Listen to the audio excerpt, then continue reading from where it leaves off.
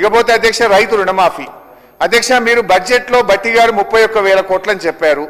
మీరు మీ పద్దులో ఈరోజు 20,157 కోట్లు చేశామన్నారు.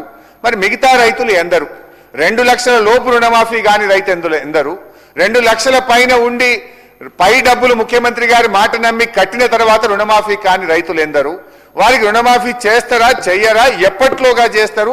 రుణమాఫీ విషయంలో ఒక స్పష్టమైనటువంటి ఒక భరోసాను ఒక ప్రకటనను రైతులకు ఇవ్వాలని గౌరవ వ్యవసాయ మంత్రి గారిని నేను రైతుల పక్షాన కోరుతా ఉన్నా అధ్యక్ష.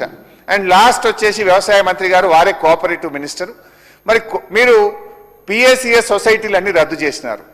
డిసిసిబిలను డిసిఎంఎస్లను ప్యాక్ సొసైటీలను రద్దు చేసినారు. హైకోర్టు ఒక ఆర్డర్ ఇచ్చింది, వెంటనే దాన్ని పునరుద్ధరించండి అని చెప్పి మీకు హైకోర్టు ఆర్డర్ ఇచ్చిన మాట వాస్తవమా? మరి హైకోర్టు ఆర్డర్ను మీరు ఈ నిమిషానికి ఎందుకు అమల్లో చేయట్లేదు? ఇప్పుడు అది గాల్లో దీపంలాగా ఉన్నది. ఇప్పుడు మీరు ఆఫీసర్స్ని ఇన్ఛార్జిగా పెట్టినారు, కోర్టు ఏమో చైర్మన్లను ఛార్జ్ తీసుకోమన్నది. మరి కోర్టు ఇచ్చిన ఆర్డర్లను అమలు చేస్తారా? ఈ పిఎస్సిఎస్లకు ఎన్నికలు పెడతారా? పాత చైర్మన్లను కొనసాగిస్తారా? లేదు నామినేషన్ బేసిస్లో చేయాలనుకుంటున్నారా? ప్రభుత్వ ఆలోచన ఏంది అనేటువంటిది కూడా దయచేసి నేను ఆ ప్యాక్స్ లో కూడా రైతులే సభ్యులు అధ్యక్ష.